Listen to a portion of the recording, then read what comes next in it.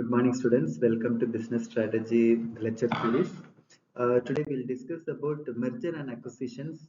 This topic come under Unit 4. So what do you mean by merger and acquisition? So merger and acquisition strategy is a process in which one corporate buys or sells or combine with other corporate to achieve certain specific goals of the market, or to attain a rapid growth in the competitive market, taking into consideration different factors like market value of corporate stock, the financial health of both the companies, threats of both the companies, new opportunities that can arise along with market conditions. So at the outset, when we merge something or acquisition of a company, automatically the stock prices will reach high and indirectly the company will get benefited. So let us say one case study, Flipkart's acquisition of Myntra. So in the year 2014 saw the merger of the two of the biggest e-commerce majors of that time in the Indian market, especially Flipkart and Myntra. With e-commerce gaining fast popularity and stiff competition from foreign players like Amazon, Flipkart, though it fit to avail the benefit of the Myntra's 30% market share in the fashion e-commerce. Since both the entities were involved in the same industry, this is an example of horizontal merger.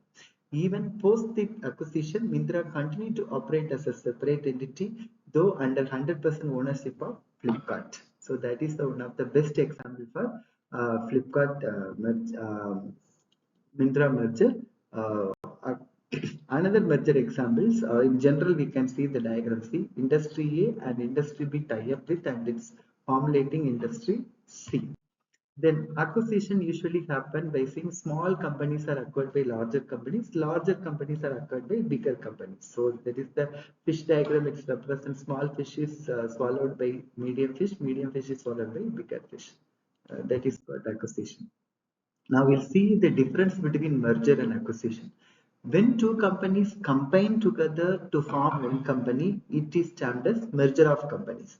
The two companies end to exist and new company is formed. Whereas acquisition, in case of acquisition, the acquiring company take over the majority stake in the acquired company, and acquiring company continue to be in existence. So that is the major difference between merger and acquisition. So different type of merger and acquisitions are there. Acquisitions, mergers, tender offers, management acquisition, consolidation, asset acquisition, etc. So why we are going for merger and acquisition? Even in the first slide I explained, that is in order to eliminate competition, in order to establish a bigger market share, we need in order to create a strong brand, reduce tax liabilities, set off the losses of one entity against the profit of other. So that's why we are going for merger and acquisition. So different type of merger, as I said, horizontal merger, vertical mergers, co-generic mergers, conglomerate mergers, cash mergers, forward mergers, and reverse mergers. So horizontal mergers are in the sense a merger between two companies who deal in the same product or service. So that is horizontal merger. Vertical mergers, entities who are involved in the dealing of complementary goods and service, that is distinct products, but still they are merging. Then co-generic mergers, a merger between two parties that are somehow related to each other. So that is co-generic.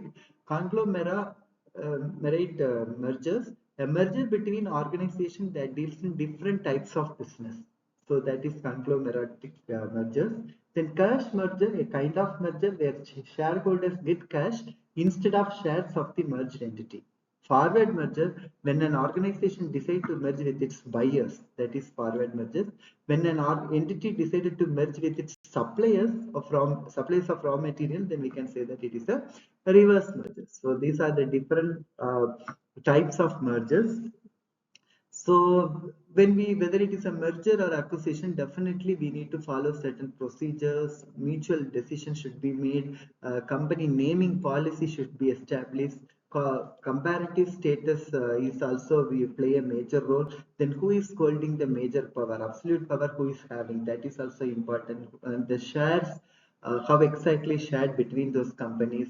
All these factors should be considered whether when we are doing merger and acquisition.